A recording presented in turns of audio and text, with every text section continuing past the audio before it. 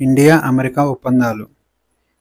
ఇటీవల అమెరికా పర్యటన చేసిన మోడీ, అమెరికాతో పలు ఒప్పందాలు చేసుకున్నాడు. రెండు దేశాల మధ్య 2030 లోపు $50,000 కోట్ల బిజినెస్ జరగాలని లక్ష్యంగా పెట్టుకున్నారు. అన్ని దేశాలపై ట్యాక్స్ రేట్లను పెంచుతున్న ట్రంప్, ఇండియాకు ఏమాత్రం మినహాయింపులు ఉండవని స్పష్టం చేశాడు. అక్రమ వలసదారులను వెనక్కి తీసుకునేందుకు మోడీ సిద్ధమయ్యాడు. 26/11 ముంబై ఉగ్రదాడి కేసు నిందితుడు తహూర్ రానాను ఇండియాకు అప్పగించేందుకు అమెరికా సిద్ధమైంది. యుద్ధ విమానం F-35ను ఇండియాకు అమ్మేందుకు అమెరికా అంగీకరించింది. F-35 యుద్ధ విమానం యొక్క ప్రత్యేకతలు: రాడార్లు, శత్రువుల నిఘా వ్యవస్థకు దొరకకుండా దాడి చేయడం దీని ప్రత్యేకత. ఇందులో 3 రకాల వేరియంట్లు ఉంటాయి. 35A, దీని ధర $80 మిలియన్, ఇండియన్ కరెన్సీలో 695 కోట్లు. 35B, ఇది నిలువుగా గాలిలోకి ఎగరడంతో పాటు ల్యాండ్ కాగలదు. దీని ధర $115 మిలియన్, ఇండియన్ కరెన్సీలో 990 కోట్లు. F-35C, దీనిని ప్రత్యేకంగా విమాన వాహక నౌకల కోసం రూపొందించారు. దీని ధర $110 మిలియన్, ఇండియన్ కరెన్సీలో 955 కోట్లు. దీనిలో F-135 ఇంజన్ను ఉపయోగిస్తారు.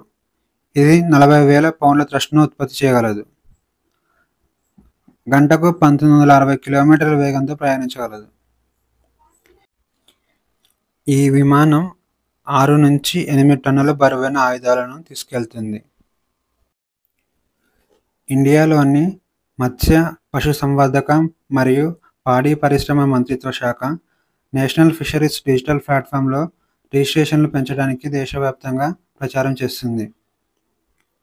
ఫిబ్రవరి 14 నుంచి ఫిబ్రవరి 22 వరకు అర్హత కలిగిన వారికి దరఖాస్తులను పరిశీలించడం దీని లక్ష్యం.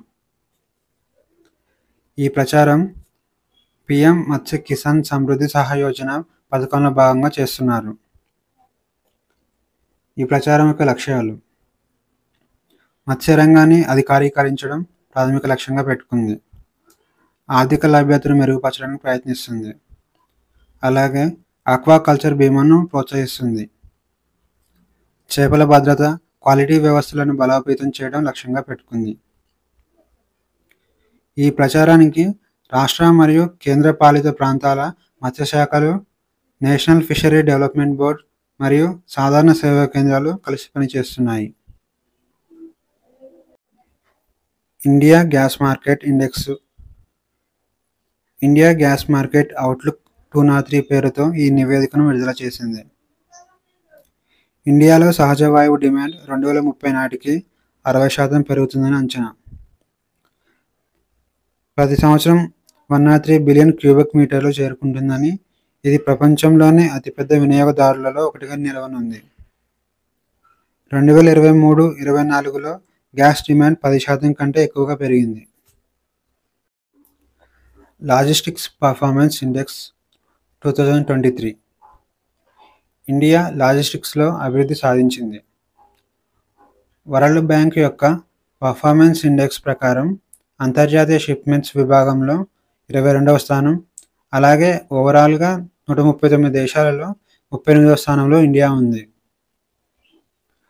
లాజిస్టిక్స్ సామర్థ్యాన్ని పెంచడం, ఖర్చులు తగ్గించడం మరియు అధునాతన సాంకేతికతను పెంచడం వలన ఈ అభివృద్ధి సాధ్యమైంది.